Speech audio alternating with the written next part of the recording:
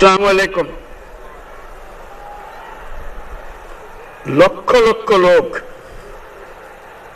আজকে এখানে হাজির হয়েছে, পথে ঢেউয়ের মতো লোক আসছে।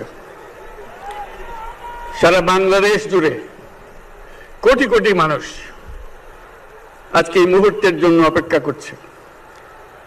তারা তাকিয়ে আছে হাদির কথা শোনার জন্য। আজকে বিদেশে যারা আছে বাংলাদেশি, এই মুহূর্তে তারাও হাদির কথা জানতে চায়। প্রিয় ওসমান হাদি, তোমাকে আমরা বিদায় দিতে আসি নাই এখানে।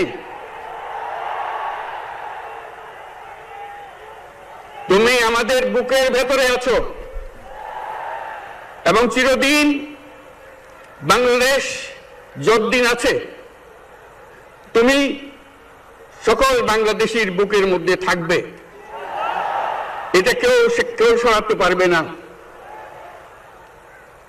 আমরা আজকে তোমাকে প্রিয় হাদি বিদায় দিতে আসিনি।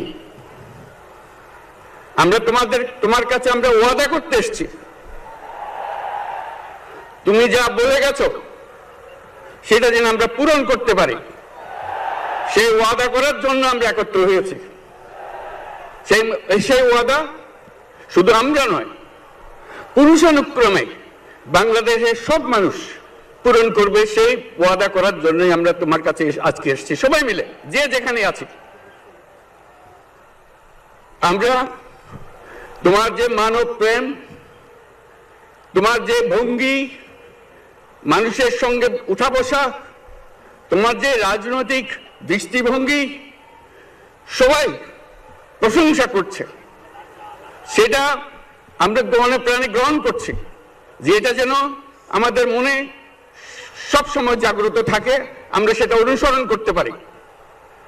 তুমি আমাদেরকে এমন এক মন্ত্র কানে দিয়ে গেছো, সেই মন্ত্র বাংলাদেশের কেউ কোনোদিন ভুলতে পারবে না এবং এই মন্ত্র চিরদিন আমাদের কানে বাঁচতে থাকবে। সেই মন্ত্র বাংলাদেশের বড় মন্ত্র হয়ে আমাদের জাতির সঙ্গে সংযুক্ত থাকবে। তোমার মন্ত্র ছিল চলো বলো বীর চির উন্নত মমশির।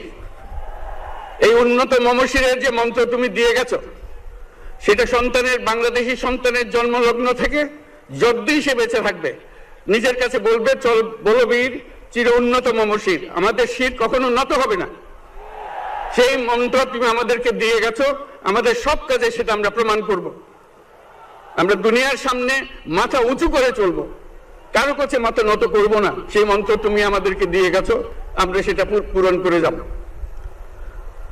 প্রিয় হাদি, তুমি নির্বাচনে অংশগ্রহণ করতে চেয়েছিলে এবং সেই নির্বাচনে অংশগ্রহণ করতে গিয়ে নির্বাচন কিভাবে করতে হয় তারও একটা প্রক্রিয়া জানিয়ে গেছে আমাদেরকে।